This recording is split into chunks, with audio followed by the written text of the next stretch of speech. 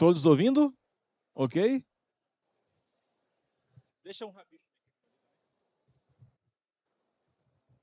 Senhoras e senhores, boa tarde. Sejam todos muito bem-vindos à S Oil Gas Energy e ao painel Novos Negócios com a recuperação secundária de poços onshore. A MEC Show, Feira da Inovação Industrial e a S Oil Gas Energy são realizadas pela Milanese e Milanese do grupo Verona Fieri, com a promoção do Sindifer, Sindicato das Indústrias Metalúrgicas e de Material Elétrico do Espírito Santo, e do CDMEC, Centro Capixaba de Desenvolvimento Metal Mecânico, entidades de classe que congregam as principais empresas do setor da indústria de base do Estado do Espírito Santo.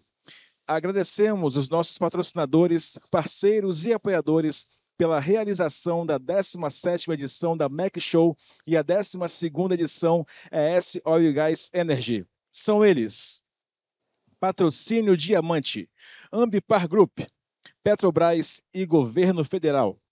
Patrocínio Ouro, ArcelorMittal, Prio e Vale. Patrocínio Prata, Findes, SESI, Senai e Samarco. Patrocínio Bronze, Pandes, ES Gás, Grupo Energisa, Estaleiro Aracruz, Ciatrium, Suzano, Caixa e Governo Federal.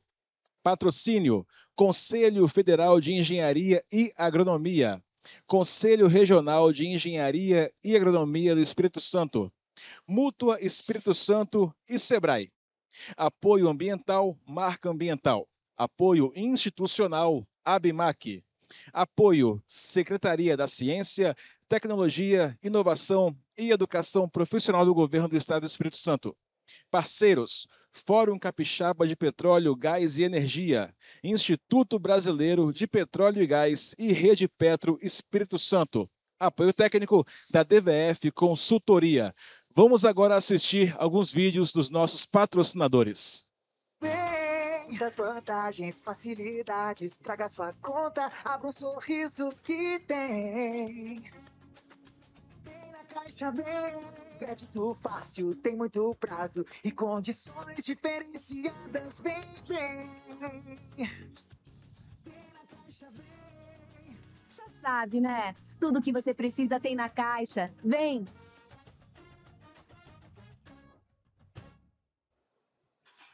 Existe um ditado que diz: se quer ir longe, vá acompanhado. Então vamos juntos, engenheiros, agrônomos, profissionais de geociência e tecnólogos. Juntos para a terra dos ritmos, dos sabores e da alegria. Bem-vindos a Salvador, a casa da Soiá em 2024. E nada combina mais com a área tecnológica do que estar na terra de um povo que é pioneiro em tudo que faz e que continua a inovar diante de todas as mudanças do mundo. Aqui, os novos horizontes da nossa profissão vão estar em pauta e você está convidado a se tornar um dos agentes da mudança. Quando transformamos a educação, a tecnologia e a inovação, criamos um futuro sustentável. Participe da Semana Oficial da Engenharia e da Agronomia.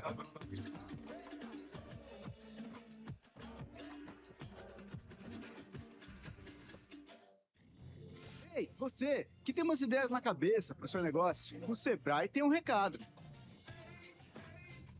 Estamos aí pro que deve vier.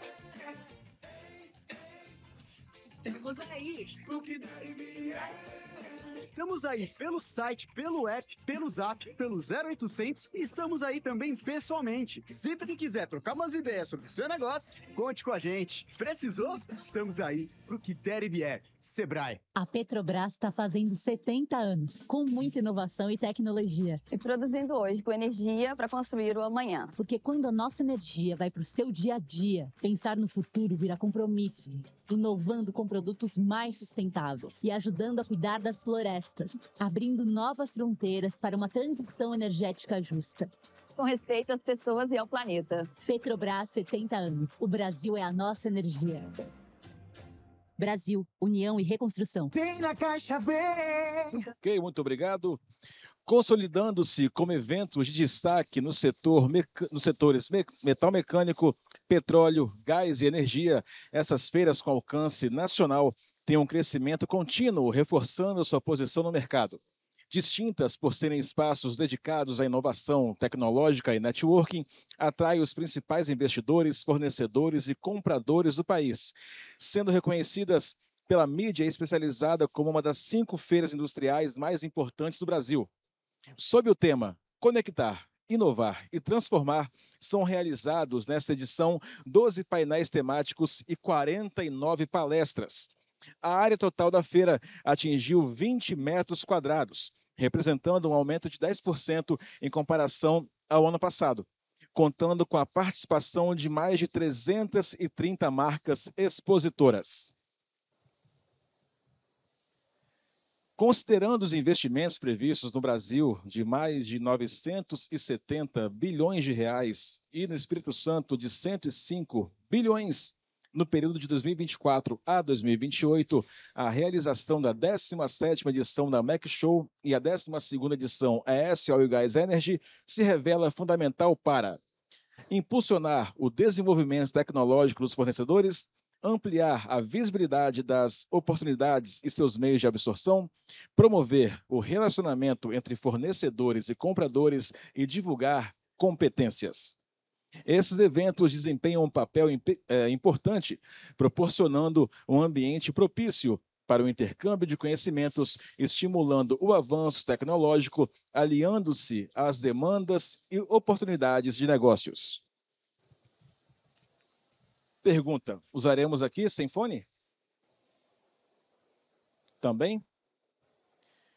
O objetivo desse painel é conhecer as tecnologias empregadas na recuperação secundária de poços de petróleo e gás, no segmento onshore nacional, examinando as projeções de produção e destacando as oportunidades de negócios para os fornecedores.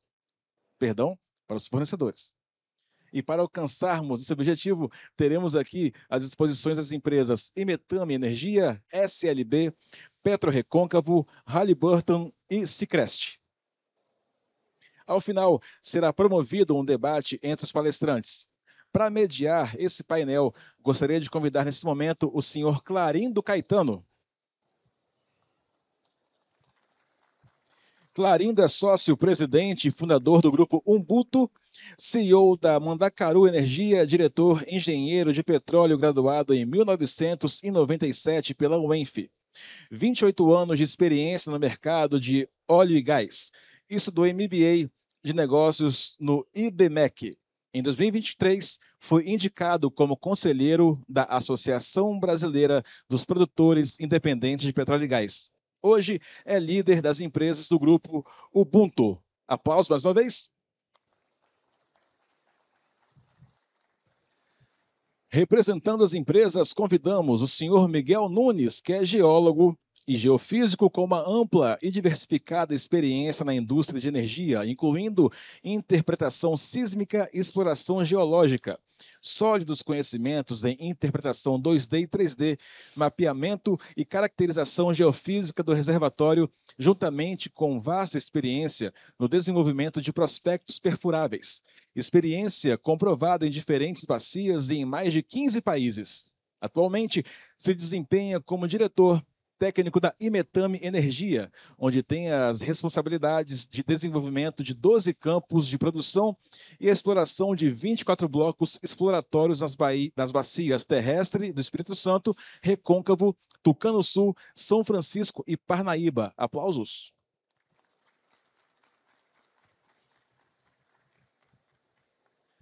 André Moros. Fala certo, André. Moros. Ele que é profissional da indústria de energia com 23 anos de experiência em petróleo e gás na América Latina, formado pela Unifei, é atualmente gerente de contas para operações independentes em onshore e offshore da SLB, focado no crescimento sustentável no Brasil. Aplausos.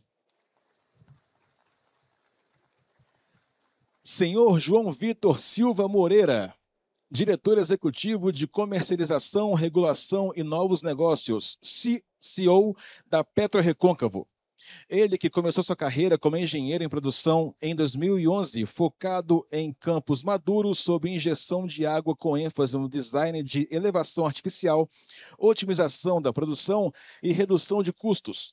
Em 2014, tornou-se coordenador de produção e, em 2017, gerente de desenvolvimento de novos negócios, onde identificou e buscou novas oportunidades de negócios.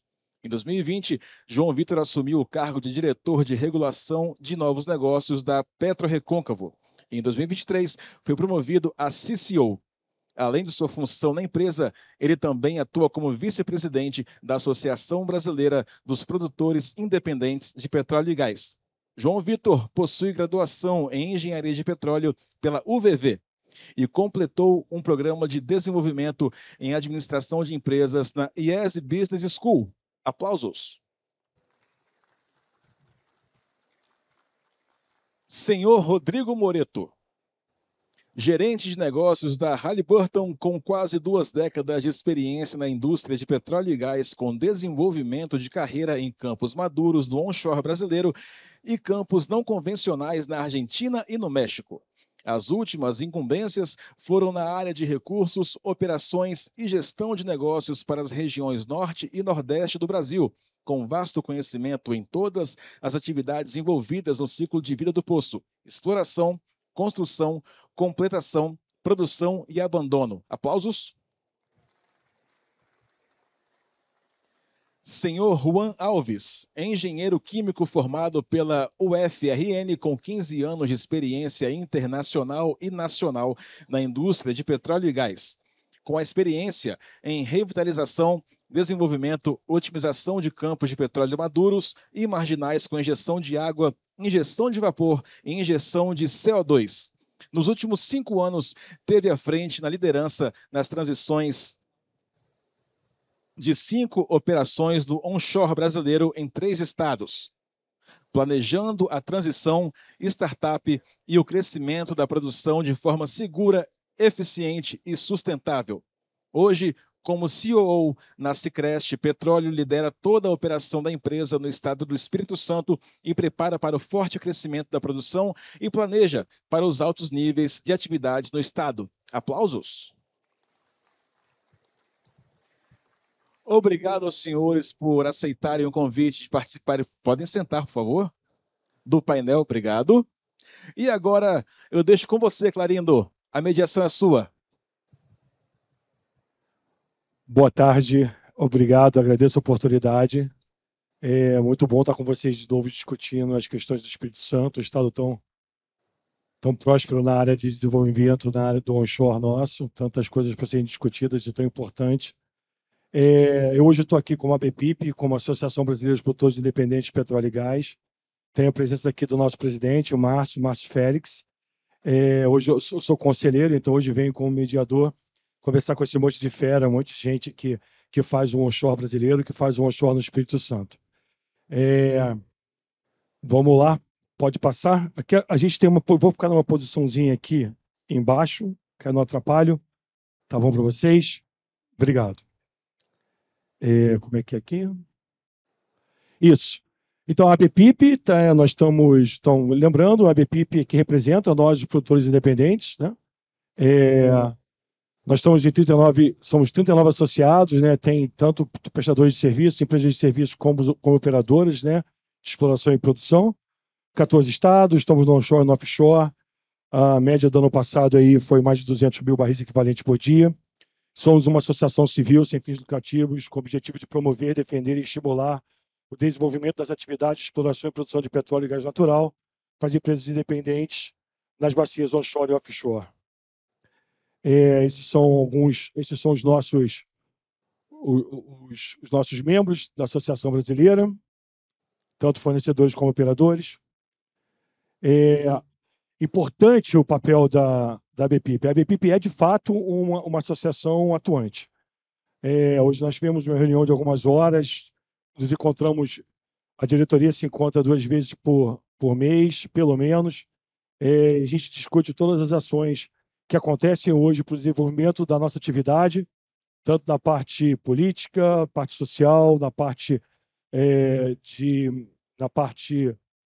de produção específica, conteúdo, parte de segurança do trabalho, os GTs de segurança, de meio ambiente, todos eles fazem parte das nossas atividades. Então, a gente está... as operadoras independentes, o que as operadoras independentes são, nesse momento, no nosso país, é pegar os campos maduros, que eu vou explicar mais à frente o que é maduro, o que é e o que é marginal, mas é revitalização de campos, aumento da produção de vida dos campos, manutenção da indústria de bens e serviços locais, principalmente, desenvolvimento de mão de obra local, e empregos e arrecadação de royalties, União, Estados e municípios. As independentes são fundamentais nessa geração, onde elas chegam, elas geram riqueza e essa transformação é no momento que chega. A BPIP, no Espírito Santo, nós somos 7 operadoras associadas à BPIP, e esse é o perfil nosso de produção, terra, águas rasas e água profunda. Importante dizer que em terra, né, a gente está muito mais presente no norte do Espírito Santo. Aqui são as operadoras que estão operando, que não necessariamente são associadas, mas que são operadoras aqui no Espírito Santo. Uma lista, você vê que a Secret é a maior, que mais tem ativos, a maior produtora. Em terra, né? No mar tem o BW. Dizer que no ano passado, né, a média do ano passado foi 14 mil, nos últimos 12 meses tem quase 14 mil barris de equivalente por dia. Imagino que essa produção hoje é maior, tem esse pico grande, porque foi a entrada da BW, do Golfinho, mas dizer que a gente pode muito mais, e a gente acredita, e o motivo de estar aqui para discutir recuperação secundária é que a gente pode muito mais. Os independentes, de fato, geram emprego, geram riqueza, tem uma relação social muito grande. Aonde a gente chega, a gente faz relação com a sociedade, com todos os stakeholders que estão presentes.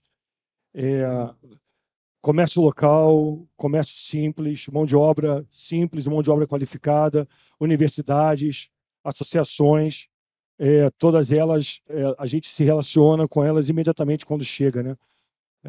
Principalmente com a sociedade, com os moradores locais. A geração de emprego e renda contribui decisivamente para o progresso econômico e social das comunidades onde atuam.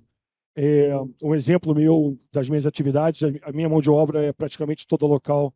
Onde nós estamos, a gente faz questão de desenvolver mão de obra local e fornecedores locais.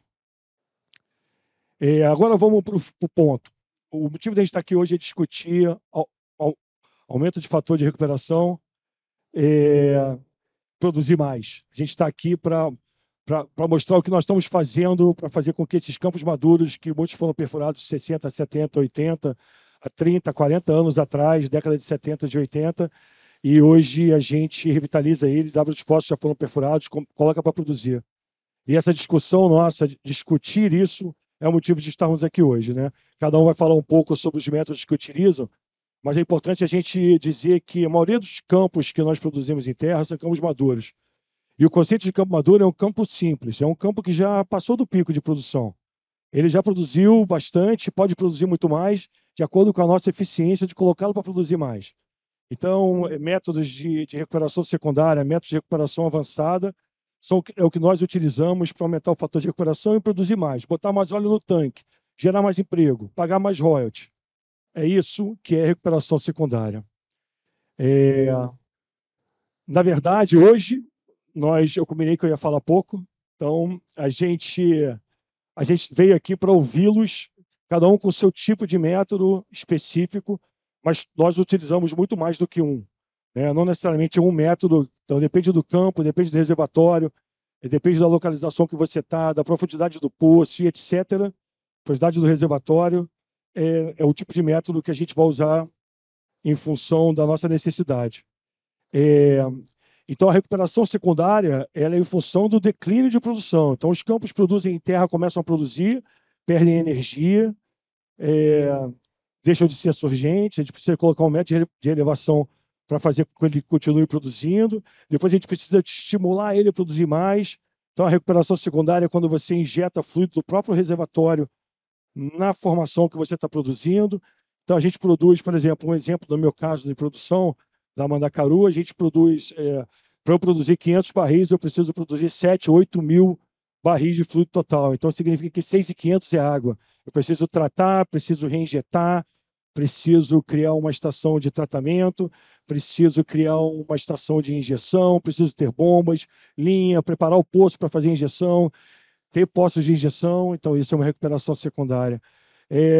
O Juan vai falar sobre vapor, então você vai falar sobre vapor, você precisa injetar vapor, é uma recuperação avançada para você conseguir produzir óleo, aumentar o fator de recuperação. E todos os outros vão falar das suas. Então, e importante, né, quando a gente fala aqui de cadeia de produção, né, para a gente fazer recuperação secundária, principalmente por injeção, a gente precisa ter uma estação de tratamento de água, precisa ter tanques, bombas, filtros, sistema de monitoramento e etc. Tudo isso para a gente fazer da melhor maneira. E a gente conta com vocês todos para o fornecimento disso, né? Tá bom. Para mim, eu agradeço. Eu vou aguardar a apresentação de todos eles e a gente vai iniciar a nossa apresentação com o Miguel. Vai falar sobre métodos exotérmicos e ele vai se apresentar. E muito obrigado pela oportunidade.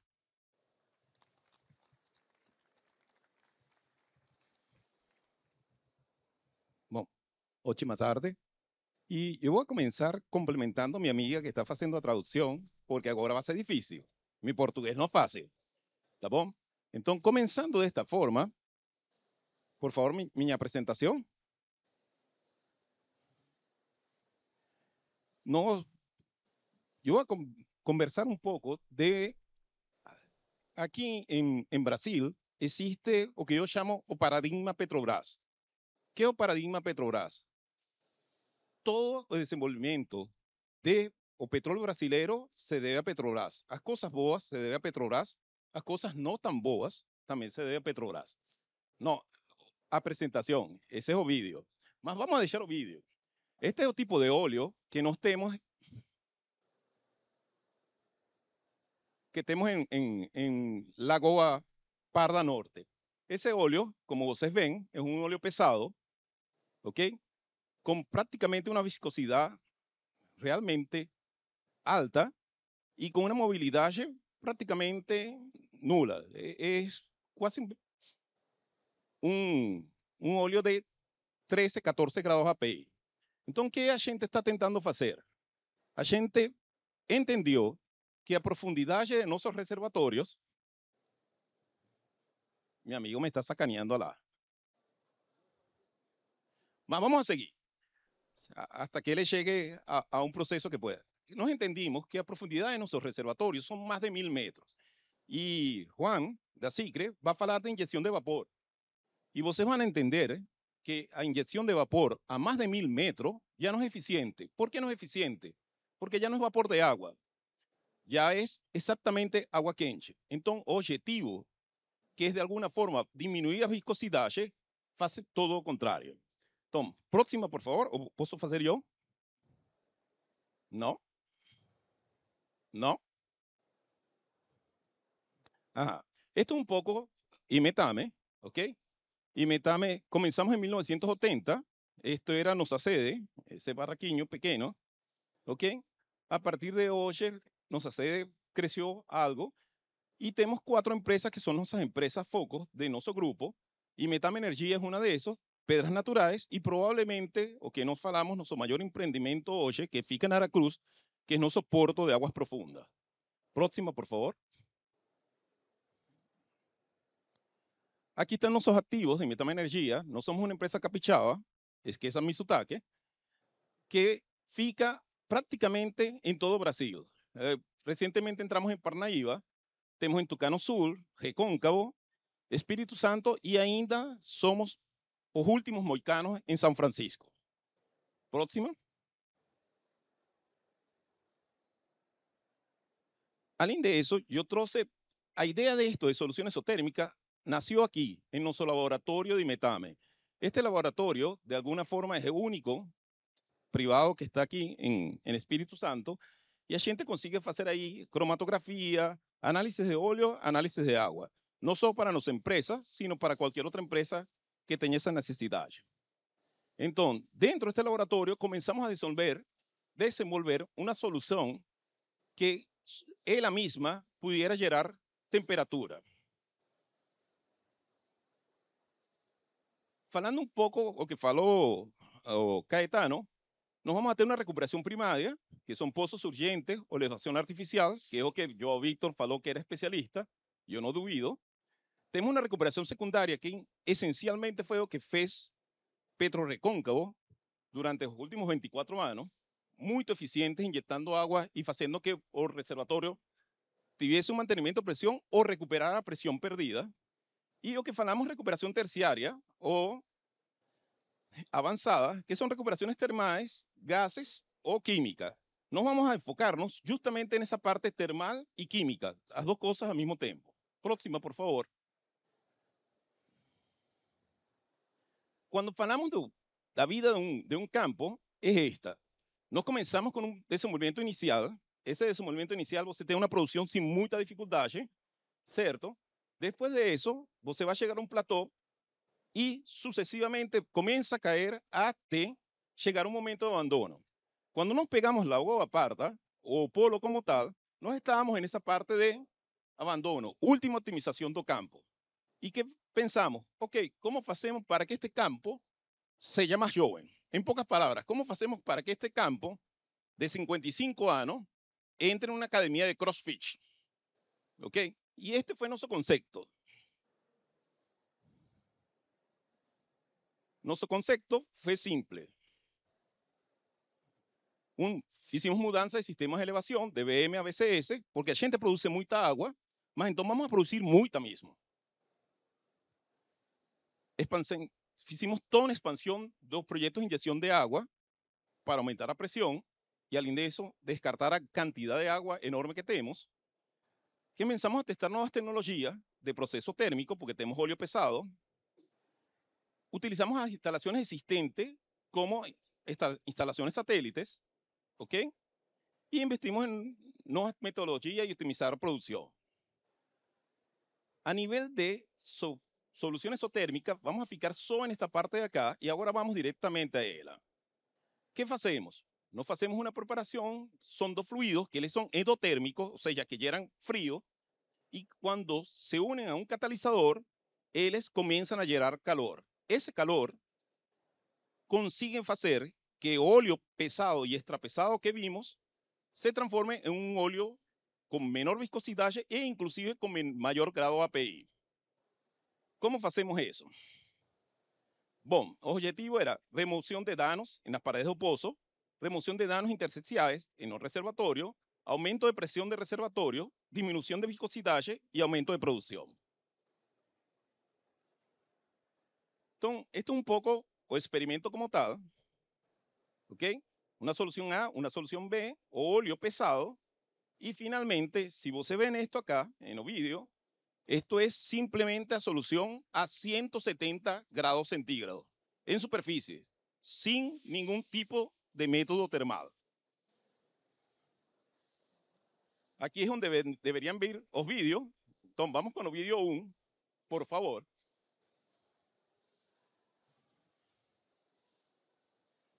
Este é óleo que... ¿Aló?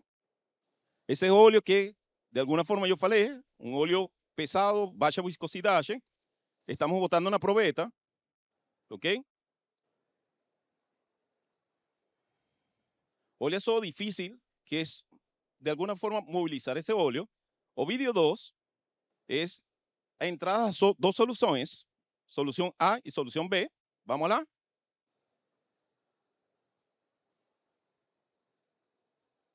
Certo?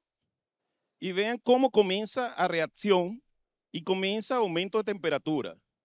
Esse aumento de temperatura em superfície vai chegar mais ou menos a 90 graus centígrados. E no poço, nós fizemos uma análise com reação térmica, chega hasta 180 graus centígrados. Ou seja, muito mais que a injeção de vapor que se faz cíclica. Olha só, 85, 84 em superfície. E, finalmente, olha só, esse mesmo óleo, que praticamente não tinha mobilidade, é este que está acá. Aumentamos a separação de água, diminuímos a emulsão, y fica totalmente soluble. Por favor, eso. Entonces, ¿qué ganamos con esto? Segundo paso que hicimos todo esto en un reactor y los resultados ahora se parecen más a los resultados de un pozo. Como ustedes perciben, nos llegamos hasta casi 130 grados centígrados, más o más importante, aumentamos presión a casi 600 psi. Entonces, en pocas palabras, estamos aumentando temperatura lá embaixo y estamos aumentando presión, o que permite que el reservatorio, a solución isotérmica, consiga se desplazar alrededor del reservatorio. El resultado fue, olha só a amostra com 64% de água emulsionada, a nueva amostra, después de tratado, solo 32%. Conseguimos separación de agua, cosa que no se conseguía con ningún emulsificante. A 53 grados, que es donde ese óleo fica de alguna forma soluble, pasamos de 17 grados API a 21 grados API. Y más interesante que eso, o es lo que nos trae aquí, que es por eso que nos falamos que conseguimos hacer que los reservatorios sean jóvenes, nuestra producción a partir de ahí, que es más o menos, ¿será aquí? No.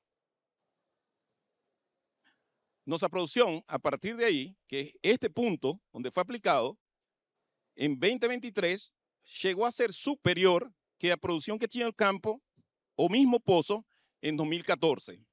En pocas palabras, conseguimos colocar a energía y a movilidad de ese óleo de la misma data que tinha há 10 anos atrás.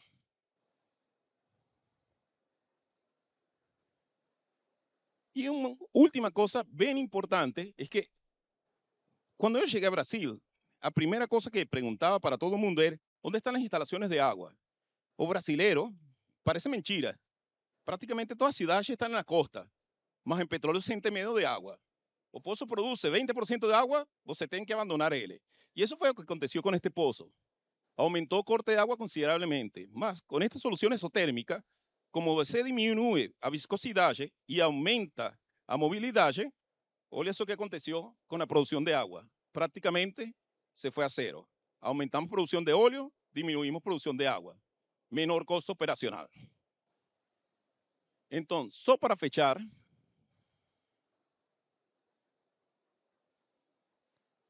la idea es repetir esto en diferentes pozos en Lagoa Piabaña, ¿ok? Y intentar adaptar ahora en nuestras instalaciones de superficie a este proceso. Idea final, obviamente estos proyectos de EOR son los que nos van a permitir levar óleo novo en campos velhos, hacer que estos campos como Lagoa Parda, que según el plano de desenvolvimiento de Petrobras era para ser abandonado o próximo año, 2025, y nos tenemos una extensión de 26 años más. Existen desafíos, costos de producción, precio de óleo, escoamento, incentivos fiscales, demanda de mayores investimentos, mano de obra especializada, que nos que estamos aquí operadores sabemos qué está aconteciendo o difícil que es conseguir ella, una legislación ambiental bien rígida, regulamento técnico de medición está siendo complejo, y todo esto hace que las variables para poder aplicar EOR o aumento de productividad sean un poco más difíciles. Más acredito que estamos trabajando fuertemente en resolver estos desafíos. Ya para terminar, esto es un mensaje del mejor geólogo que yo conocí cuando llegué aquí en Brasil, Hans Frege, que le fala, o petróleo siempre es descubierto en nuevas vacías con nuevas ideas. O petróleo puede ser descubierto en vacías antiguas con nuevas ideas. No en tanto, o petróleo nunca será descubierto en vacías antiguas con ideas antiguas. En pocas palabras, si seguimos haciendo lo que hacía Petrobras, vamos a tener el mismo resultado. Entonces, muy grato, pessoas.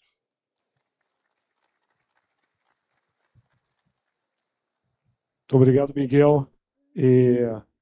Nós vamos chamar agora o André, verdade, o André da SNV, e vai falar conosco. Obrigado, André. Oi, boa tarde. Estão me ouvindo? Pode colocar a apresentação, por favor. Bom, enquanto vai colocando a apresentação, queria agradecer a oportunidade aos companheiros, a gente já se conhece, algumas outras pessoas aqui da indústria, e algumas coisas que foram comentadas no início pelo Caetano e agora também pelo Miguel, são fundamentais na indústria. Todos aqui conhecem, a gente tem o que são os campos maduros e marginais, e os desafios, muitas vezes, eles são comuns. Algumas das coisas que a gente vem aplicando, são coisas, algumas das coisas que a gente pretendia aplicar já estão acontecendo, e esse é o título da apresentação, mas mais além disso, a ideia é quais são as alternativas para a gente também poder desenvolver novos negócios. Está funcionando? Ok. Então, fazer uma pequena introdução da SLB. Antes era Schlumberger, hoje é SLB. É uma empresa de tecnologia que busca inovação tecnológica. Ela foca em 3 valores principais, que são as pessoas, tecnologia e performance. E é desenvolvida todo o nosso trabalho em 4 pilares, que é descarbonização da indústria, inovação em óleo e gás, novos sistemas de energia e, por último, a digitalização em escala, que tem a ver com o que o Miguel estava falando, que é realmente agora fazer a escala do processo. Então, um pouquinho mais da SLB. No mundo, a gente tem mais ou menos uns 100 mil funcionários, distribuídos em 100 países. Aqui no Brasil, a gente já tem, hoje, um pouco mais de 6 mil pessoas trabalhando. São 79 anos, a gente tem quase 10 anos a mais que a própria Petrobras, de atividade ininterrupta, e um conteúdo local bastante importante. Mais de 96% dos nossos colaboradores são brasileiros. Dá para ver que a gente está distribuído no Brasil. Essas são as principais instalações, tá? Tem outras menores, mas eu queria destacar nossa base de operação em Aracaju, que é o nosso maior base hoje para fazer as operações de terra, da onde a gente provê os recursos. Velocidade está boa? Beleza. Tanto pessoal quanto equipamentos de Aracaju. Hoje, nós temos um pouco mais de 180 funcionários em Aracaju. 3 anos atrás, a gente devia ter 30 pessoas.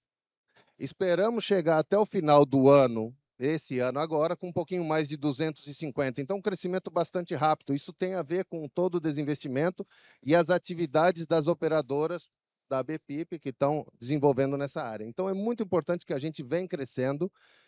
Em termos de novos negócios, também é importante ter claro uma coisa, a gente devia ter 30, 40 fornecedores, porque vai toda a cadeia, né?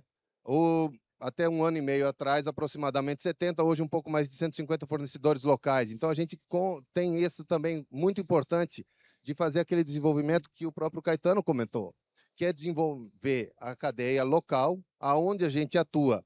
E sim, nós temos algumas dificuldades comuns também das operadoras, que é a mão de obra qualificada, e a gente vem trabalhando nisso em algumas iniciativas, inclusive com algumas operadoras. Mas vamos mudar um pouquinho mais para frente. Esse gráfico é um pouco parecido com o que o Miguel apresentou, ele só começa um pouco antes. O que eu queria ressaltar daqui é aquela parte, a curva cinza. A curva cinza é um método tradicional, onde você vai começar com a avaliação de um projeto, de um asset, e você tem um fluxo de caixa todo negativo. Até lá é tudo custo, certo? Faz um estudo, etc. Em algum momento, ele se torna positivo, o fluxo de caixa, e ocorre o que a gente viu em todos os campos de petróleo, aquela máxima produção, e vai ter um declínio. Com esse declínio, algumas operadoras realmente abandonavam, na nossa opinião, muito cedo os campos de petróleo.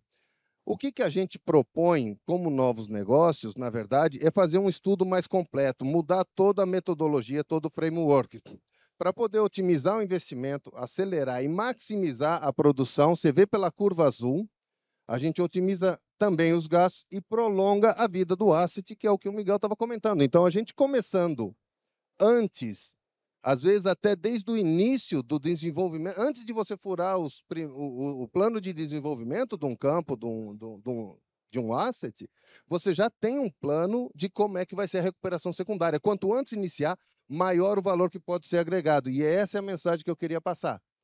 Tudo isso vai postergar a vida do campo, dos poços, e você consegue produzir, e como diz o Caetano, é mais óleo no tanque.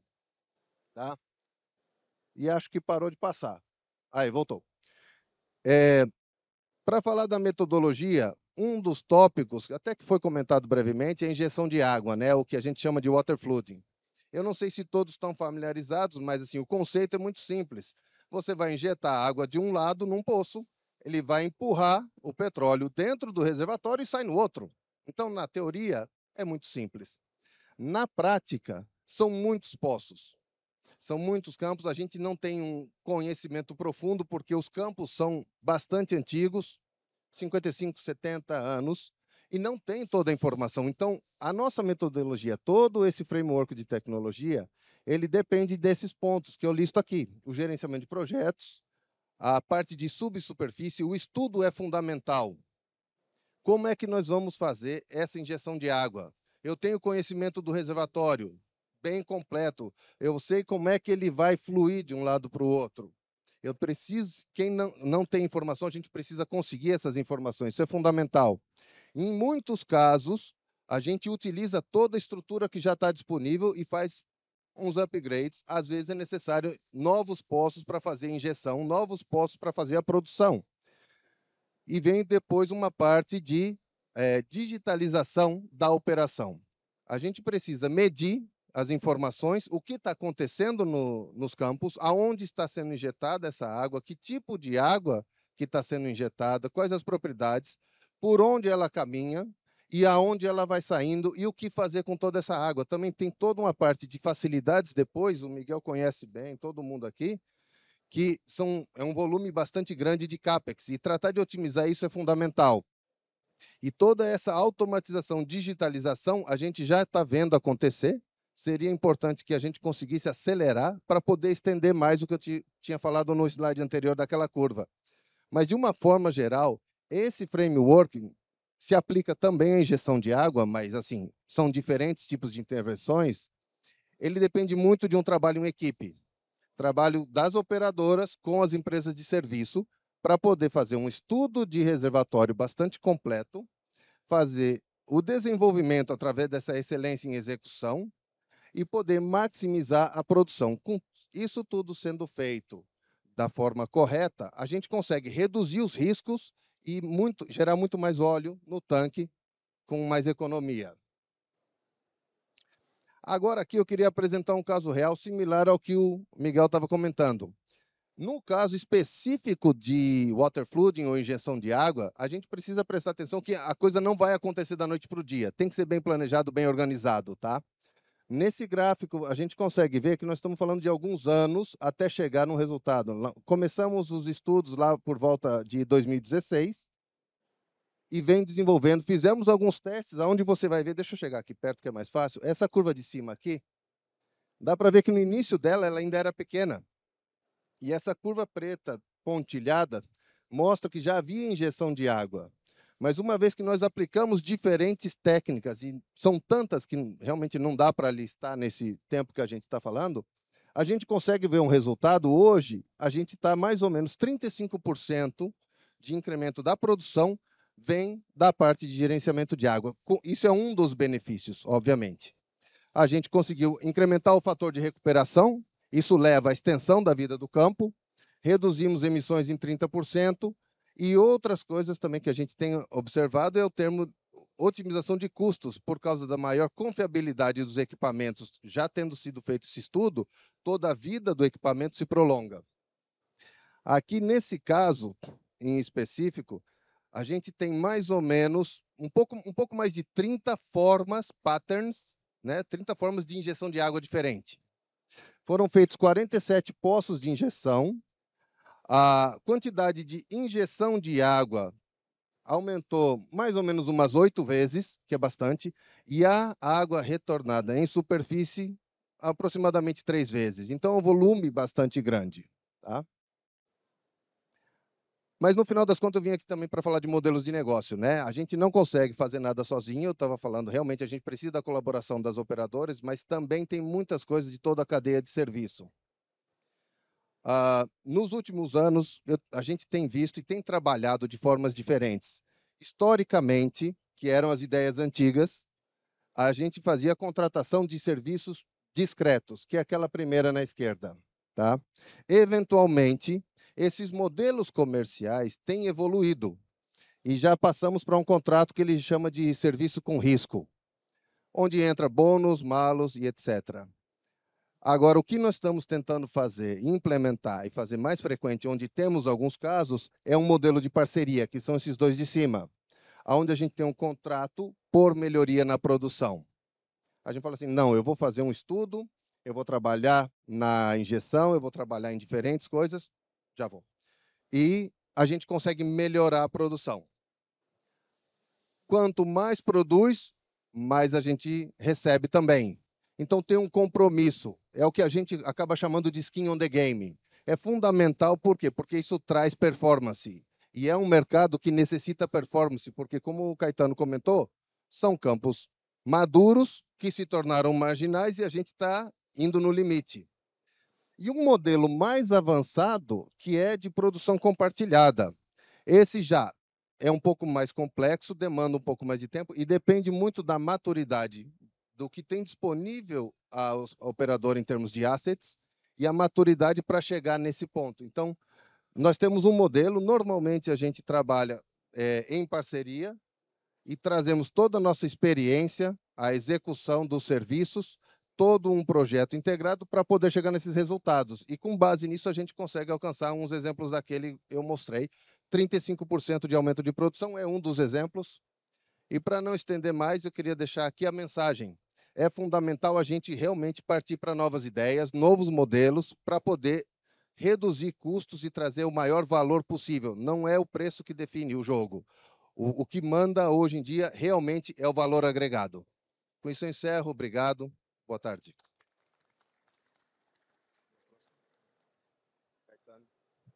Muito obrigado, André. A gente convida João Vitor, vice-presidente da Petro Recôncavo. Fique à vontade, tem 10 minutos. Obrigado.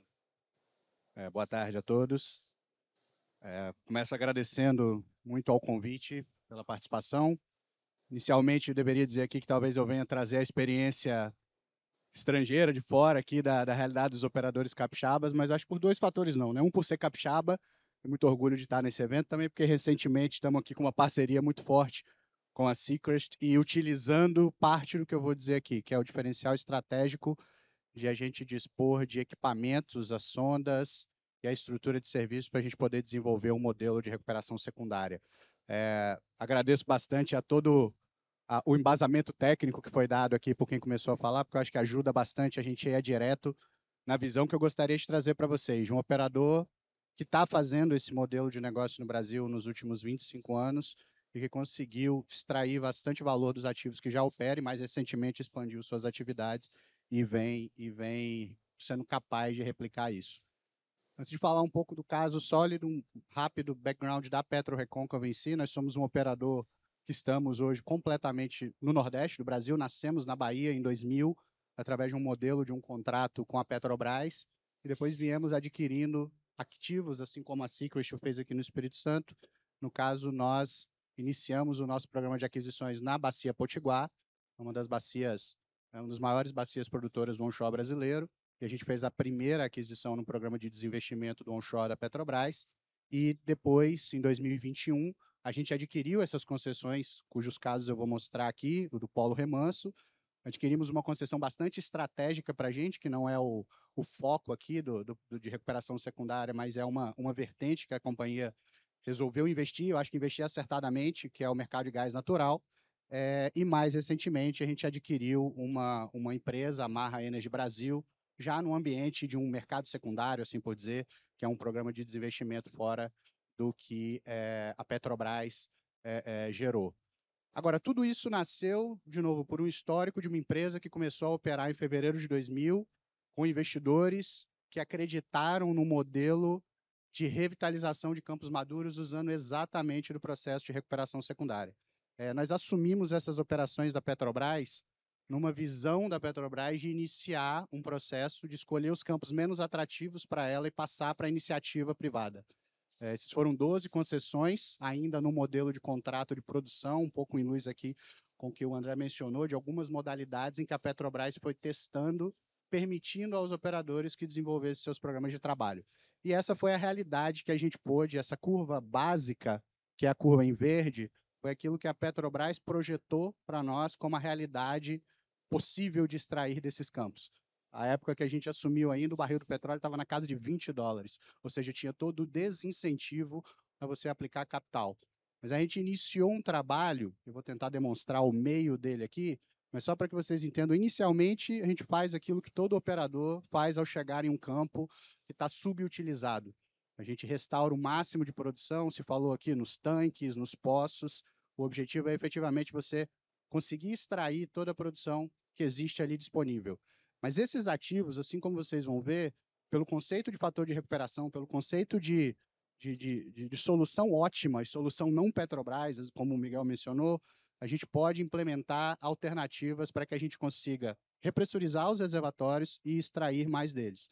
A gente iniciou um programa ao longo de 10 anos de repressurização dos reservatórios. Em torno de 2010, a companhia adotou um modelo de verticalização, comprou as próprias sondas, começou a perfurar os poços e chegou a uma curva incremental que demonstra o seguinte: a primeira certificação de reserva que a gente fez, a gente tinha uma perspectiva de produzir 9,7 milhões de barris na vida desse campo. Ao longo da vida, nós já produzimos 35 milhões e a gente ainda tem 23 milhões de barris de reserva. Ou seja, o modelo que eu vou descrever aqui e o modelo que alguns operadores que estão iniciando agora, como a Seacrest, possivelmente vão gerar, é de uma geração de 750% a mais de reserva do que aquilo que a gente conseguiu capturar no primeiro momento.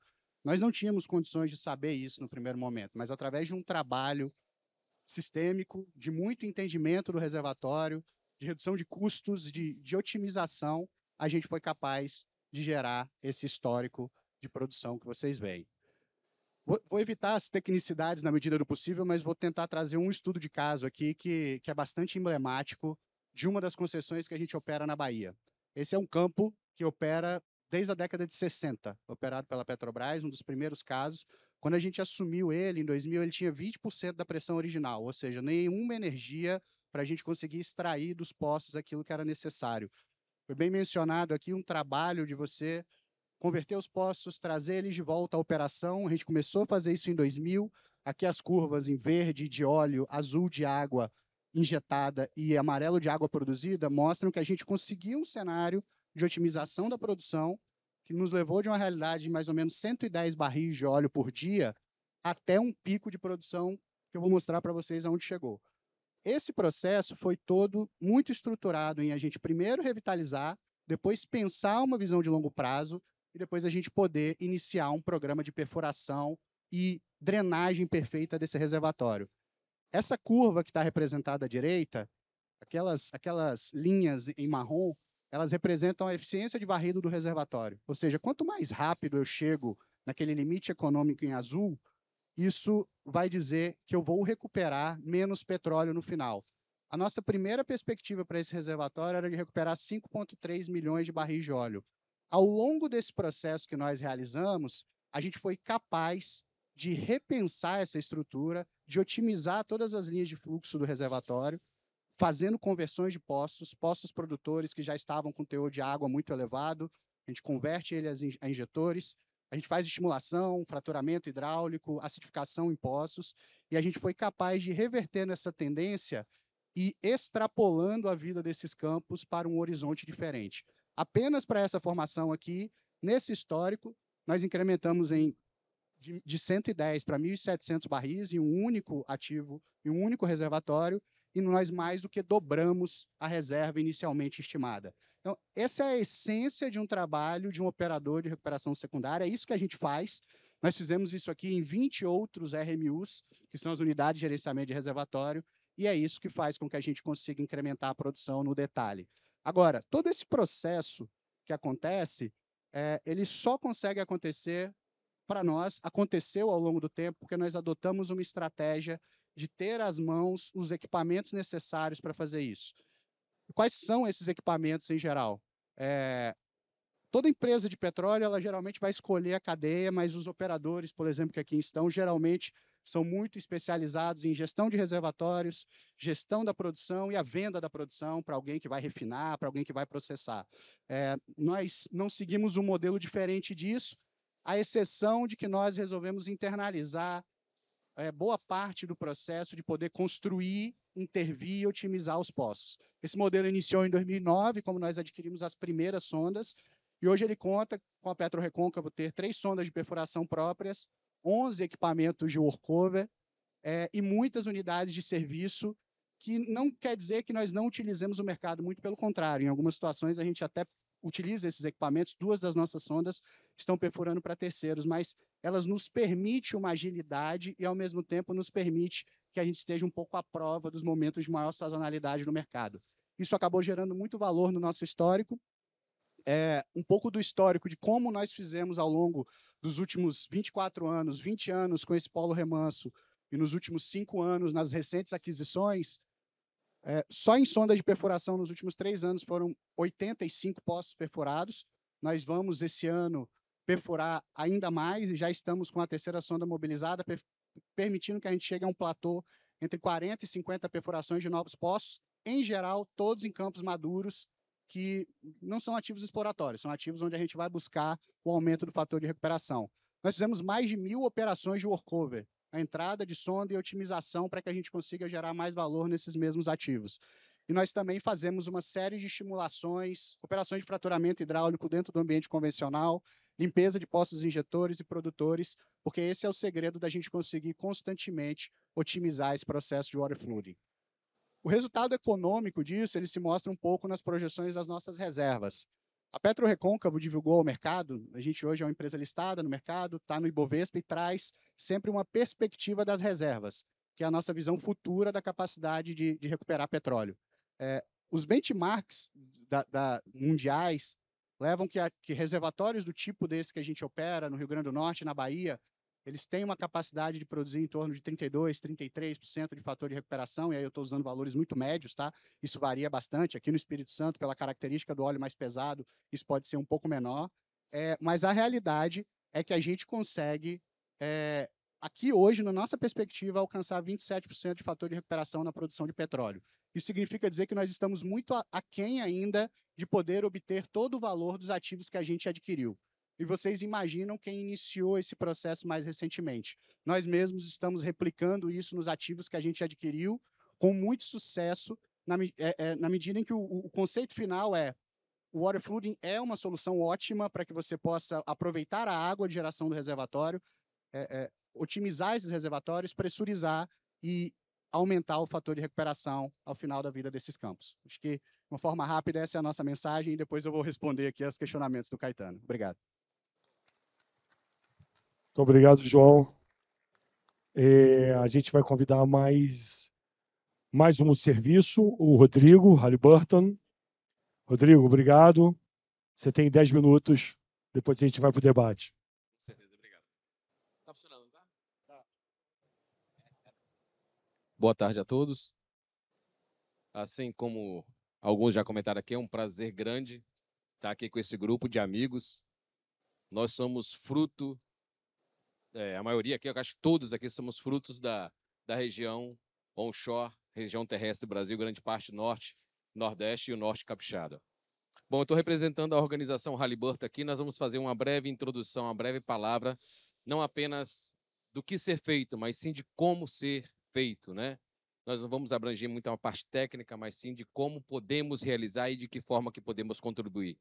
Um dos grandes legados que uma companhia de serviço, assim como nosso amigo da SLB, é que nós, como companhia de serviço, temos um rol principal de tentar entender as necessidades, os desafios e poder propor soluções de forma conjunta com as operadoras. Então, como poderemos fazer isso de uma forma sustentável, de uma forma eficiente? Antes, eu gostaria de trazer algumas informações da empresa. A Halliburton é uma empresa norte-americana. Nós estamos em cerca de mais de 70 países, com mais de 45 mil funcionários. Nossa sede está em Houston, na América do Norte. E uma coisa interessante sobre esses números que eu gostaria também de trazer aqui é focar que dentro dos nossos 45 mil funcionários e mais, temos 130 nacionalidades diferentes.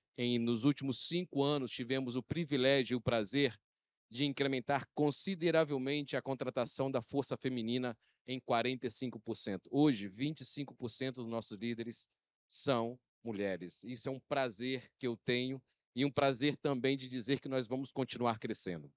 A Halliburton atua nos principais segmentos da vida de um poço, desde a exploração até o abandono, passando pela parte de construção, a parte de completação, em produção com diferentes linhas de serviço, ao todo 14 linhas de serviço. Falando um pouco mais específico sobre a Halliburton Brasil, Norte, Nordeste, Norte Capixaba, nós temos 4 bases de apoio, 2 principais que estão localizadas na Bahia, Catu, nós estamos lá desde 1962. Nós participamos da construção do primeiro poço construído no Brasil, Candeias 1, não sei se todos sabem, nós participamos dessa construção. Foi o primeiro poço produzido no Brasil e nós estivemos junto ali com a Petrobras. Esse poço ainda se encontra produzindo e tem um grande potencial de continuar produzindo, né? A outra base que nós temos é em Mossoró, no Rio Grande do Norte, é uma base um pouco maior, mais recente, de 86. Temos aí mais ou menos 114 mil metros quadrados disponíveis e ainda em expansão. Ao todo, nós temos na nossa região cerca de 300 a 400 funcionários diretos e outros 1.000 e 1.500 indiretos, tá? Além de falar um pouco dos números da própria Halliburton, eu gostaria de também trazer um pouco dos números da nossa região. Como sabemos, como disse inicialmente, nós somos fruto dessa região. Hoje, já foi trazido por Caetano, nós estamos aí por volta de 220 mil barris equivalentes de produção diário em nossa região, distribuindo mais ou menos em 3 grandes polos de produção. Amazonas tem um grande destaque com cerca de 43, 45%, principalmente pela característica da produção, que é gás. Nós temos Bahia, que tem 21%, e Rio Grande do Norte com cerca de 18%. Esses são os 3 grandes polos de produção, mas isso não significa que não existem outros grandes potenciais. Veja números interessantes aqui. Dentro desses 220 mil barris diários, eles são produzidos hoje com a existência de mais ou menos 24 mil poços, ou seja, em nossa região onshore, é um número extremamente relevante, 24 mil poços existentes em nossa região. Desses 24 mil, apenas 6 mil estão efetivamente produzindo no dia de hoje, que me dá mais ou menos 34, 35 barril por dia. Se a gente olhar, offshore até nem cabe ressaltar aqui, mas dentro do onshore mesmo, existe hoje poços produzindo 2.000, 1.500, 1.000 barris dia. Um bom campo produz cerca de 100, 150. Eu estou dizendo aqui que temos cerca de média de 34 barris por poço. O universo que nós temos para poder ampliar e otimizar e alavancar novamente é incrível. E isso não é apenas dizer. Nosso histórico disse isso. Se a gente olhar em cima do mapa, é um reflexo que nós temos de 10 anos atrás. A região de Sergipe, por exemplo, nos últimos 10 anos, ela reduziu em 85% a sua produção. Espírito Santo, Norte Capixaba, reduziu em 75% a sua produção. Comparado com 2014, onde nós tínhamos 500 mil barris de produção, 480 a 500 mil barris de produção diário, hoje nós estamos 220 mil. Isso é desafiador. Nós temos um grande potencial. O universo de explorar esse mundo tem uma condição imaginável, como todos nós comentamos aqui. Trazendo para os poços existentes, como nós comentamos, nós falamos a importância da perfuração, óbvio, não tem para onde correr, mas vamos focar um pouco nos poços existentes. Dentro desses poços existentes, 13 mil poços estão fechados no dia de hoje. Fechados, aptos a sofrer qualquer tipo de intervenção, seja abandono, seja intervenções, acidificações, ampliação de canhoneio. Esses são números reais, pessoal. Então, se nós focarmos na capacidade que nós temos de reaproveitar esses poços e revitalizá-los, nós podemos ter realmente uma grande quantidade de óleo lá no tanque, como o Caetano comentou. Porém, tem um outro dado interessante. 60% desses poços, eles são de 1990 para trás, ou seja, 30, 35 anos tem um poço desse. E aí estão os desafios. E aí é onde nós chamamos a questão. Eu tentei agrupar em 4 grandes desafios. A parte de facilidade de superfície, seja na produção e injeção, existem os grandes desafios, a forma que se produz, a forma que se injeta, a vapor, cíclica, seja gás. Nós temos os desafios da condição de como recuperar esse óleo, a dificuldade que nós temos, sabemos do óleo pesado que nós temos em alguma região, especialmente no norte capixaba. Desafio das intervenções em si, como fazer a intervenção, de que forma sermos mais otimizados, de que forma sermos mais eficientes, e o próprio potencial do reservatório. Nós temos reservatórios com grandes potenciais ainda a serem explorados. Nós, de uma forma geral, a Halliburton busca nada inovador, não quero dizer que seja nada inovador, mas uma forma que a gente possa otimizar e sermos mais eficientes. Primeiro falamos do fluxo de trabalho 3D, que é diagnosticar, desenhar e desenvolver a execução. 3 passos básicos e simples, focando principalmente na parte de diagnóstico. Nós temos, como eu disse, 60% dos poços existentes são mais de 35 anos. Se nós não tivermos a capacidade de diagnosticar, identificar a nossa informação do poço, teremos grande dificuldade de poder realizar a intervenção e realizar aquela atividade necessária que tanto gostaríamos de realizar.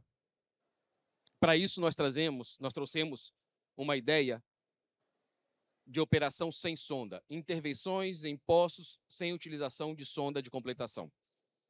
Chegar num poço onde a empresa de serviços seja responsável por 100% da operação, diminuindo a interface e eliminando condições de poço onde você tem trabalhos em conjunto com outras empresas, que não é ruim, não tem nenhum problema, mas a interface às vezes prejudica muito. Estando ali diretamente trabalhando 100% efetiva com responsabilidade, temos a condição de podermos ser mais eficientes e produzir em menos tempo. E aqui eu trago rapidamente alguns serviços que podem ser aplicados nesse meio de rigless, ou intervenção sem sondas. Na parte de diagnóstico de poço, na parte de avaliação de poço, na parte de estimulação químicas, estimulações ácidas, estimulações através de fraturamentos hidráulicos e abandono de poço. São os 4 principais pilares que nós temos dentro das intervenções rigless, que nós chamamos. Como executamos dessa forma? Quais são os serviços que nós temos disponível? Como executar? Qual o tipo de unidade nós temos disponível? Para isso eu trouxe aqui para apresentar para vocês os tipos de atividades que nós temos, o tipo de equipamento disponível em loco hoje, disponível em nossa região, desde a edificação, a utilização de unidades flex tubo totalmente sem sonda, trabalhos de conformance, que é a recuperação, injeção de químicos que ajuda a recuperar e tratar melhor seu reservatório, seu poço, cimentação, slickline, wireline, estimulação, unidade acid light, que é uma unidade em que a gente tem um grande prazer de trazer para vocês. E falando nisso, por gentileza, bota um vídeo para mim falando sobre acid light, que é a unidade que nós desenvolvemos. É apenas um minutinho. Ok. Está em inglês, aí está simulando um chamado de uma operadora para uma equipe de engenharia. Until now, certain workover operations of primary cementing for shallow wells often involved oversized que pode realizar diferentes tipos de trabalhos, desde edificação, abandono simplificado, abandono de cimentação de produção. Specifically designed for challenging locations, the new system offers maximum efficiency with minimal resources, optimizing operations. Um detalhe aí falando sobre a questão de como entrar em áreas mais compactas, mais restritas. Como eu disse, é uma unidade compacta onde tem o silo, onde tem o misturador, onde tem a unidade de cimentação. Mas, na verdade, eu trouxe esse vídeo, pessoal, não é apenas para trazer uma inovação que a empresa Halliburton está trazendo para a região. Na verdade, eu trouxe esse vídeo para chamar a atenção que ela é 100% desenvolvida em nossa região. A tecnologia foi desenvolvida em nossa região. A engenharia foi desenvolvida em nossa região.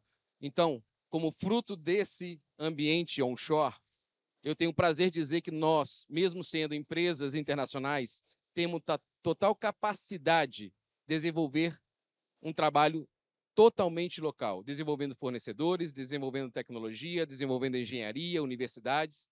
E eu acho que, para isso, um dos fatores importantes de trazer para essa feira é a nossa capacidade como empresa da indústria do petróleo de poder fomentar e trazer um desenvolvimento sustentável a uma região que a gente acredita e tem certeza que tem a capacidade plena de incrementar a atividade.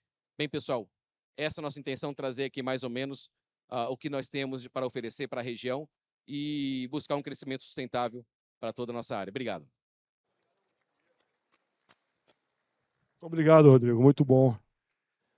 Agora a gente tem o Juan. Juan é o CEO da Sequest, é uma operadora nossa de terra aqui. Vamos ver as palavras. Você tem 10 minutos, Juan. Obrigado. 10 minutos com o acréscimo da juíza, não? Boa tarde, gente. Não, primeiramente, só para dar uma dimensão, agradecer vocês que estão aqui hoje, né?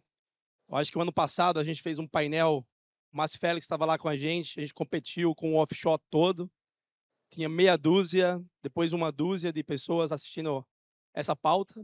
Então, hoje eu acho que quase quadruplicou, Márcio. Então, não só o espaço, tanto o público. Então, muito obrigado a vocês aqui. E para dar uma dimensão, antes de falar aqui, Caetano, nesse painel tem aproximadamente 40% da produção independente onshore do Brasil, nós somados. E essas duas empresas de serviços somadas dão aproximadamente 100 bi de dólares em valor.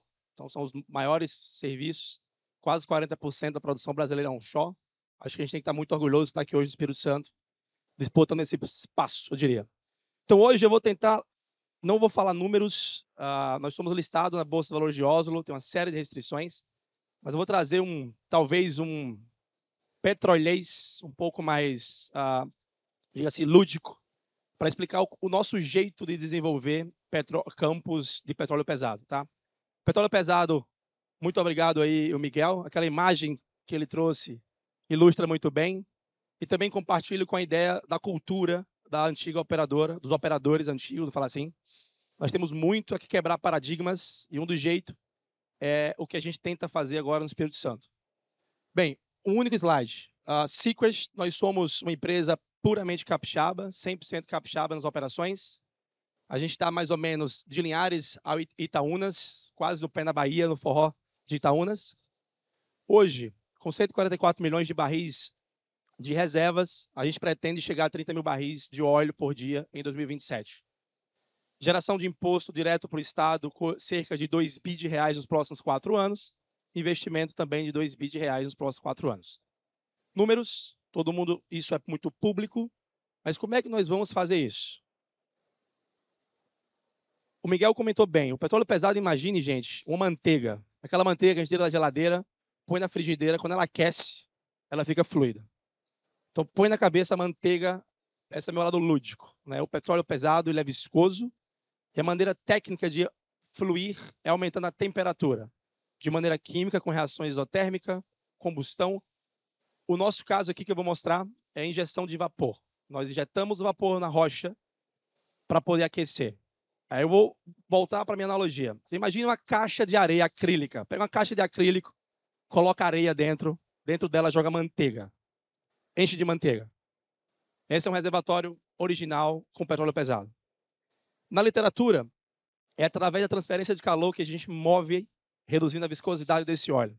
Então, essa caixa de areia, você começa a injetar vapor. Essa manteiga começa a ficar derretida e ela começa a escoar. Então, essa imagem fixa na cabeça de vocês, que tudo isso tem uma maneira de fazer melhor ou não tão eficiente, mais caro ou mais barato, tá? Na literatura, as mais usuais, vocês vão ver aqui duas. Seja por estimulação, esse tubozinho aqui, você imagina aqui um reservatório sem nenhum poço, aqui um poço já está no vapor, e aqui o outro poço, tá? Então, uma maneira cíclica, você tem um poço, imagina um buraco nessa caixa de areia, a manteiga não se move porque ela está congelada, e você começa a injetar vapor lá dentro. Ela tem um raio de atuação da onda térmica, aquele raio fica líquido, atrás dele, manteiga dura. Então, esse é o cíclico de vapor. Você injeta vapor, produz o óleo líquido. Esfriou, injeta vapor, derrete, produz o óleo líquido. Esse é o que a gente chama de método cíclico de injeção de vapor. Injeta, derrete e produz, injeta, derrete e produz. Isso é cíclico. Isso com o tempo tem pontos positivos, pontos negativos. Você atinge um menor raio dentro do reservatório. Imagina que esse palco aqui é o reservatório, extremamente longo e fino, a 600, 700, 800, 1000 metros de profundidade. Você injeta, ele vai até um certo alcance e você produz, mas você necessita de uma gama muito maior de poços para poder drenar essa área. Então, o petróleo pesado, o maior desafio é alcançar termicamente a maior área para que você faça com que esse petróleo fique líquido, tá? Então, pontos positivos do método cíclico de fura, injeta e produz. Precisamos de muito mais poços para poder aumentar essa malha. Precisamos de muito mais vapor e muito mais gás nesse ciclo que a gente acaba fazendo, tá? Ponto positivo, você não precisa de tanta engenharia. Você fura, injeta, produz. À medida que ele faz um declínio, você vai para próximo. Tem níveis técnicos menores do que os demais. O outro ponto é um raciocínio que se usava muito no Brasil, que é imaginar um sistema de flooding, uma varredura. Você imagina que essa caixa de areia com petróleo bem viscoso, você tenta empurrar esse óleo com vapor, como se faz com water flooding. Naturalmente, é bem isso que está aplicado no Espírito Santo, no ativo que a Sequoia comprou, com a mentalidade de water flooding bem parecido, em tentando empurrar esse óleo. O vapor é compressível, desafio, muito mais água vai aparecer no seu produto. A água vai roubar energia, consequentemente, seu óleo não fica tão líquido. Ponto positivo, você tem, teoricamente, um maior fator de recuperação. Porque você injeta água, às vezes parece, mas na verdade o vapor vira água e você encontra muito mais água no seu reservatório. Então, a tentativa, e é onde a gente encontra no maior porcentagem dos nossos ativos, a Sequoia tem 70% do nosso ativo petróleo pesado, 30% petróleo leve. Então, essas duas técnicas combinadas é o que a gente imagina que é o melhor para o nosso ativo. Essa é a foto do petróleo de Fazenda Alegre. Exatamente, ele fica estático ali. Aquela foto é literalmente da fotografia, mas ele não sobe nem desce. É um grau API de aproximadamente 12. Em 12 e 13, tem coisas piores, como Iambu, chega a ser 9 e 10. Piores não, mais desafiadores. Mas o fato que a gente pretende fazer, em vez de tentar empurrar na caixa de areia essa manteiga, a gente vai criar o que a gente chama de colchão ou câmara de vapor no reservatório. Você imagina que nesse palco, mais uma vez, a gente começa a criar uma microcamada em cima dele todo de vapor. Em vez de a gente furar um aqui e ter um raio de ação, você passa a ter um raio não de ação, você passa a ter um perímetro de derretimento. Aquela caixa de acrílico, em vez de tentar empurrar a manteiga para sair aqui, você começa a derreter na superfície toda, uma área muito maior, e ele começa a escoar para os poços. Tá? Então, a combinação, na verdade, é o que a gente entende que é o melhor para a gente. 2 ciclos, limpou, começa a injetar contínuo, estrategicamente, com condições específicas de vapor. Logo em seguida, você cria essa câmara. Aqui era a minha caixa de acrílico, gente. Não parece muito acrílico, não. Aqui é a criação da câmara e aqui é a criação, literalmente, da câmara de vapor. A gente não vai tentar empurrar para produzir aqui, nem vamos fazer ciclos. Vamos derreter o perímetro do reservatório inteiro e ele vai baixando. E você, com isso, consegue aumentar a transmissão de energia, porque a gente não injeta vapor. A gente transfere energia. Então, é todo um trabalho de engenharia, um pouco mais complexo que os demais. E o grande benefício, menor quantidade de vapor, menor quantidade de poços, alta área do reservatório em contato com vapor. E é isso que a gente imagina fazer. Detalhes operacionais. Vai ficar para o livro da Sequoia, o nosso jeito de fazer steam no Brasil. Mas é basicamente esse conceito. Não empurrar, nem fazer ciclos, é criar uma câmara de vapor. Consequentemente, a gente já... detalhe, ponto relevante. Aqui demanda tempo. Essa câmara precisa de tempo, os outros processos são mais rápidos na recuperação. E hoje nós estamos batemos cerca de 9.000 barris no ano passado, desafios no Rio Amazonas, a gente teve que ter uma parada de produção. Hoje continuamos na cerca de 9.000 barris de óleo equivalente. E é isso que eu tenho para falar para vocês hoje. Né? Tecnicamente, esse é o petrolês que eu quis trazer, da caixa de manteiga, mas basicamente é o que a gente tem de produção. Se a gente não aquece, não flui. E hoje nós vamos concentrar O meu agradecimento a essa organização. Eu acho, mais uma vez, a gente traz um espaço aqui, Caetano, do IS Oil and Gas dentro da Mac Show, mostrando o poder nosso de integração na nossa indústria. Muito obrigado.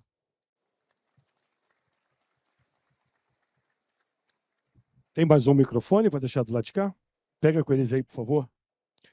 Vamos fazer um debatezinho, na verdade, muito bom, as apresentações são muito esclarecedoras. O que é claro para a gente é que a gente precisa, todos disseram em fazer diferente, todos comentaram em fazer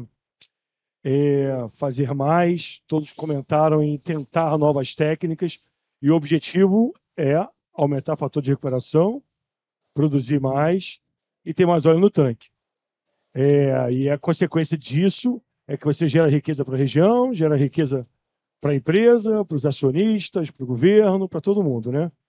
Mas alguns desafios estão aí, né? O óleo pesadíssimo e o Miguel mostrou lá a questão do exotérmico, o Miguel mostrou do calor, e o Juan também mostrou a questão do aquecimento. Ambos estão falando de métodos térmicos, químicos, né?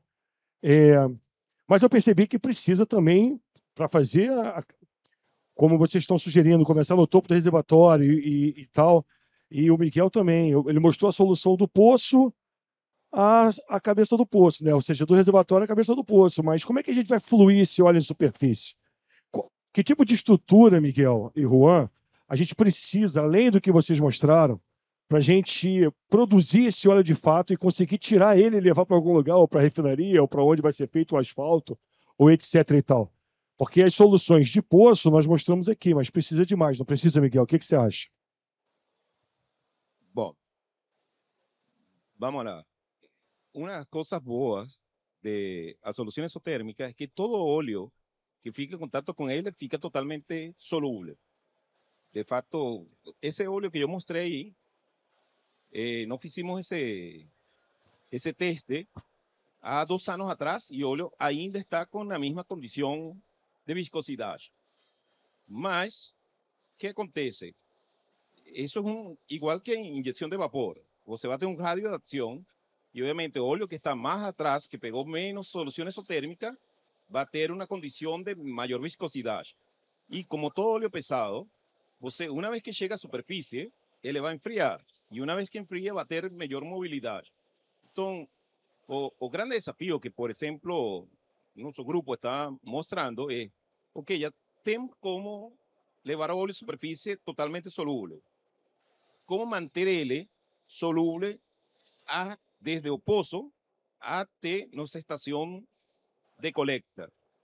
Então, aí começa todo um processo diferente. Isolamento termal para nossas linhas de fluxo, provavelmente serpentinização nos tanques para manter aquecido. O que fazia o antigo operador, o Petrobras? Eu não tenho desafio de falar que Petrobras, porque é extraordinária essa empresa tecnicamente falando. Ele misturava com óleo de lagoa parda. Então, aí você dilui. Só que para nosso caso, misturar com nosso óleo de lagoa parda cria uma perda de valor. Então, definitivamente, você vai ter que fazer uma infraestrutura para aumentar a produtividade. O mais difícil é levar o óleo hasta a superfície. Em superfície não é que seja fácil, mas é mais simples de entender e procurar uma solução. Hacia aí que a gente está trabalhando. Quando eu falava de fator de recuperação, o fator de recuperação da Lagoa Parda é 56%, cara. Temos um aquífero. Mas de Lagoa Parda Norte, como é óleo pesado, hoje está em 7%. Então você nos fala, o óleo hoje está em Lagoa Parda, o óleo do futuro está em Lagoa Parda Norte. E aí é onde temos que começar a desenvolver. Esse realmente é o cambio. E o cambio é, já temos uma solução em subsolo, agora estamos procurando a solução em superfície. Muito bom, Miguel. Obrigado. Eu pergunto porque a gente foi produzir um óleo da Zona São Mateus lá em Rio Mariricu e ficou no tanque lá, e para tirar foi com marreta, né? Então, assim, se você mesmo jogando água quente, depois levando água lá, não conseguia tirar, teve que entrar alguém lá e tirar com marreta, pá, e tudo isso, ou seja, não é fácil depois. É, boa. Eu vou contratar esse serviço. A gente não está produzindo isso, nós fechamos essa zona, cara, porque a gente não tinha condição de estrutura de produzir esse óleo. Juan, fica à vontade para falar um pouquinho sobre a questão de superfície, que eu tenho certeza que é importante, cara. O que eu posso falar é esse óleo não pode parar. Mas esse negócio tá ruim demais aqui, velho. Deixa eu ver se aí. Vê aqui. Bem, esse aqui tá Oi. legal. Então, esse é uma boa oportunidade para ter uma altíssima eficiência energética, porque de fato tudo tem que ser isolado termicamente e nada pode parar. Se parar, você tem que ter um plano de contingência para tão rápido lavar, isolar e colocar água no lugar do óleo. Então, é basicamente isso que a gente faz. Tudo chega na instalação, o tratamento vai a 180 graus Celsius, resfria para 60 graus Celsius, tira toda a água, bombeia contínuo para o terminal navio. Se o duto para, a energia para, entra gerador de energia. Se o gerador não funciona, plano de contingência de bombeio com bomba móvel para todos os dutos. Isso aí a gente dorme com isso acionado. Você tem razão. Parou, você tem o tic-tac começa a operar. Juan e Miguel, e legal dizer que tá aí o desafio, né? Porque o Miguel acabou de falar que o fator de recuperação é 7, da onde o óleo é pesado, e 50, da onde já produz há muito tempo. Os maiores reservas da Secret são de óleo pesado. Tá aqui o desafio está colocado, a gente tem que produzir esse óleo. E as parcerias e o conhecimento técnico e a discussão toda, né, desenvolvimento de novas tecnologias para fazer isso, é a geração de riqueza. Vamos lá, vamos para o serviço. Eu queria fazer uma pergunta para cada um de vocês, e vocês podem também dar uma pitadinha na pergunta do outro, se quiser comentar alguma coisa, porque, na verdade, são duas perguntas numa só. Os dados do Rodrigo mostram para a gente que tem 13 mil postos para a gente reabrir. Olha só o tamanho da oportunidade que a gente tem. A gente está aqui com 13 mil, com mais do que o dobro de postos que produzem hoje, para a gente entrar, reabrir e aumentar a produção. Rodrigo, claro, o André também. Como é que vocês veem essa oportunidade? O que vocês sugerem? Como é que poderia ser feito? Qual é a sugestão? E a outra é, dos modelos de negócio que vocês mostraram, ou seja, o André mostrou uma parceria, ou como seria, se pudesse falar um pouco mais sobre esse modelo? A intenção de dividir o risco com o operador, a intenção de entrar e produzir e fazer um serviço completo, como foi dito pelo Rodrigo, ou seja, se vocês pudessem falar um pouco mais sobre como vocês imaginam que vai ser essa chegada de vocês para reabrir esses 13 postos, 13 mil postos, 13 mil postos, e como é que poderiam ser os modelos de negócios que vocês poderiam sugerir? Opa, Caetano. Bom, é desafiador, como você falou, botar 13 mil postos, reabrir 13 mil postos. Eu vejo como um grande desafio, trabalhando diretamente com os amigos aqui, converso bastante com o nosso parceiro também da SLB, André. O acesso à informação desses 13 mil postos, ou seja, são postos muito antigos. Nós, no linguajar petróleo, falamos que é uma caixa de Pandora, né? Abrir e saber o que está lá dentro. Muitas vezes, as informações que nós recebemos, as operadoras recebem da antiga operadora, não são complementares, não são tão claras possível. Quantas e quantas vezes nós entramos nesses postos e nos deparamos com peixe, nós nos deparamos com perdas. Então, acho que um dos pontos fundamentais para poder colocar esse projeto de reabertura, revitalização de postos existentes, seria a análise de integridade, mas eu falo análise de integridade básica, coisa simples. A capacidade de nós chegarmos no poço e poder intervir de forma bem ágil, identificar exatamente o que existe naqueles poços. Não de forma tão complexa. Informações simples, como, por exemplo, existe alguma restrição na cabeça, existe alguma restrição em superfície, esse poço ele tem algum peixe, esse poço está com corrosão, a coluna está íntegra. Com certeza, fazer isso de forma sem sonda poupa tempo e, consequentemente, custo, aumentando a eficiência operacional de uma área. E de que forma fazer isto e o modelo comercial que poderia ser feito isto? A indústria, ela tem crescido bastante em termos de maturidade de negócio. Já existem fora do Brasil, em regiões como Igapó, no Equador, André tem outras regiões, também pode comentar, que existe diversas formas de fazer esse negócio. Desde a forma mais integrada, onde existe sim um compartilhamento de produção, pago por produção, até a forma simples de integração básicas, onde a gente consolida uma única equipe que possa sim atender o trabalho do poço. Mas e são projetos que estão em andamento, tá, Caetano? Não é nada novo. É apenas realmente sentar, trabalhar. Projetos que já estão em desenvolvimento. Como eu falei, a operação de intervenções sem sonda, ela já está acontecendo. Esse mês nós já começamos a fazer 2 projetos 100% integrado e sem sonda. Então, são modelos de negócio que já está em vigor, estamos provando e vamos ampliar junto com o parceiro que nós temos. Obrigado pela oportunidade. Vou começar pelo desafio do tamanho, né? O Miguel apresentou aqui um poço, você multiplica isso por 13 mil, você imagina. Aí você soma que o Brasil não é um país pequeno. E você vê toda a extensão onde diferentes operadoras vão atuando, porque os 13 mil estão distribuídos ao longo do Brasil. Então, a gente tem desafios de... A gente trabalha no Amazonas, a gente conhece a logística, para mim, pior do que offshore. Temos poços rasos, poços profundos, diferentes temperaturas e etc. Então, o desafio é muito grande. A falta de conhecimento, de informação sobre os poços também é um desafio bastante grande.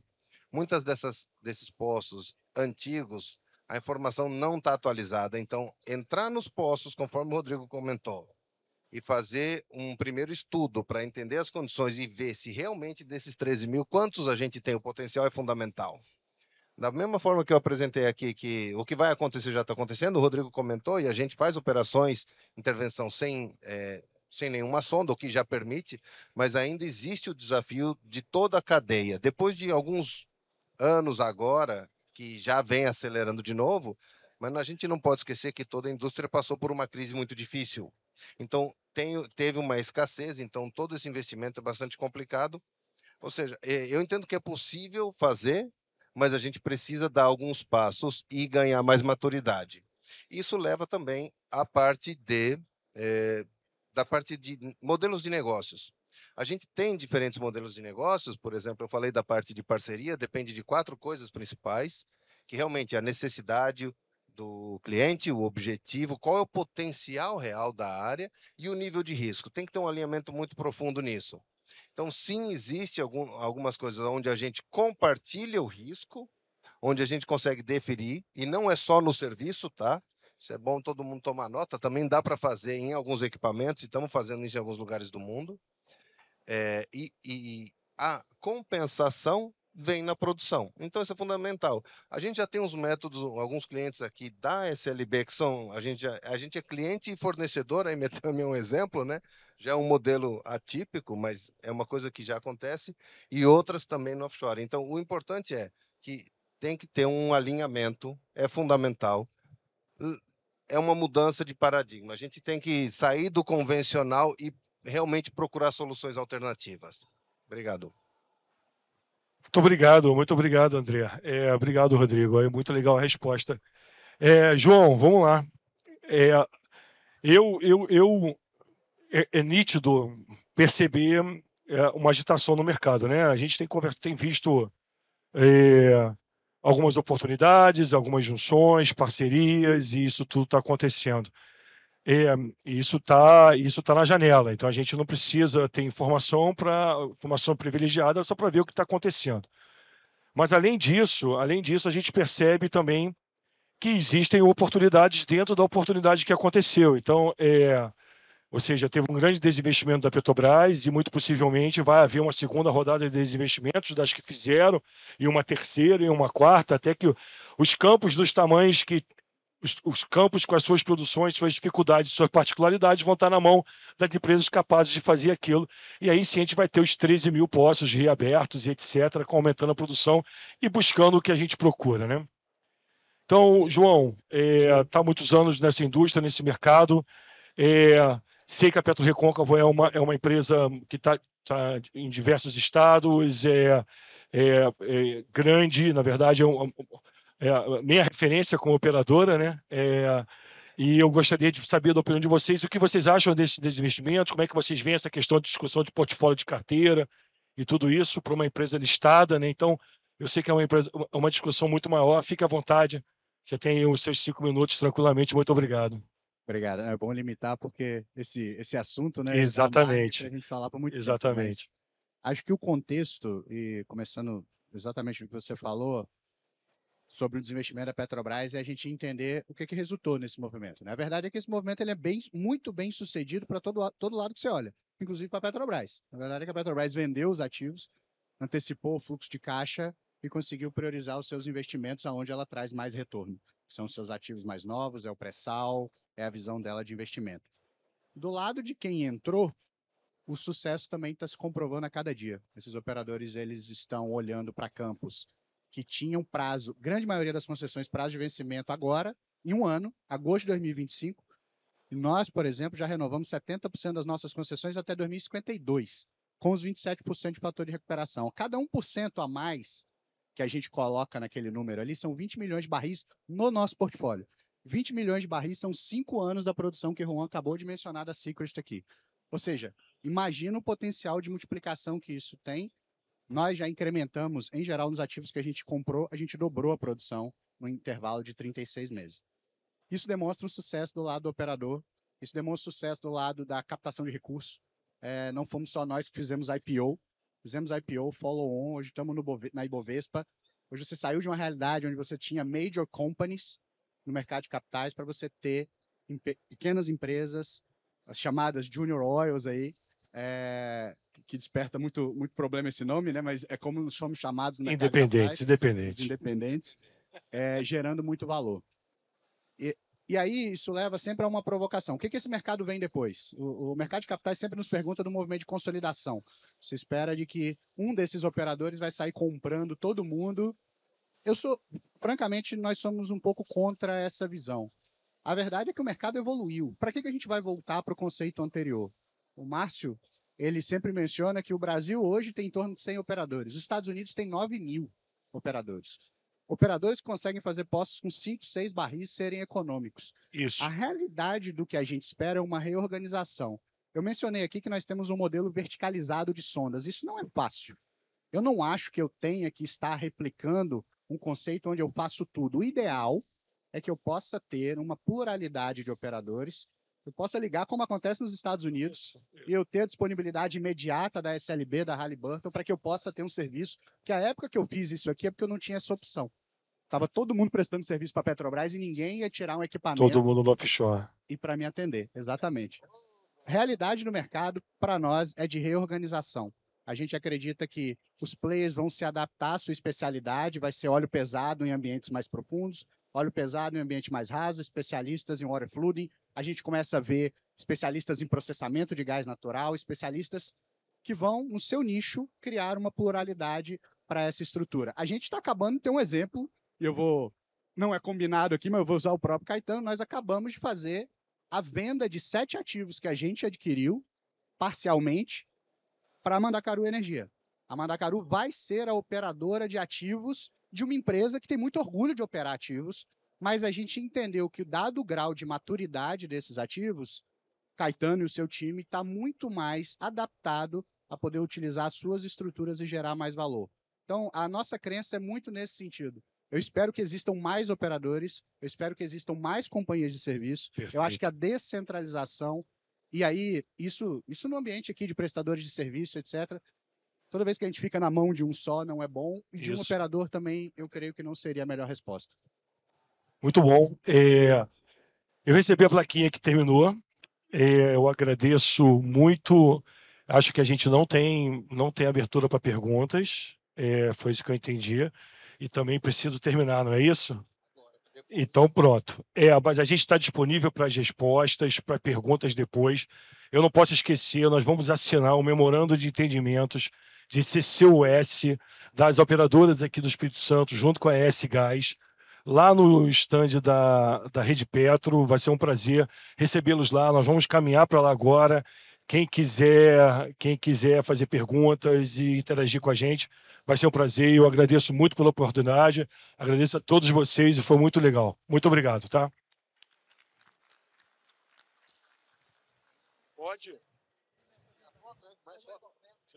Muito obrigado a todos que participaram do painel Novos Negócios com a recuperação secundária de poços onshore. Ainda hoje, aqui nesse auditório, vamos ter projeto do campo Wahoo, oportunidades de negócios com a participação da Prio, líder do campo e das empresas Deep Sea Technologies, Thermotite e Prysmian. Este painel acontece agora às 5h30, tá bom? 5h30 tem mais um painel aqui em nosso auditório, certo? E às 7 horas será realizada a premiação dos fornecedores de destaques do setor de petróleo e gás, aqui nesse auditório. Para acessar a programação completa da Arena Mac Show e Arena ES Oil Gas Energy completa para os demais dias, visite o site da Mac Show em macshow.com.br/programação. Contamos com a participação de todos. Não, tem que estar com o som para preparar ele para receber. Ah, isso sim.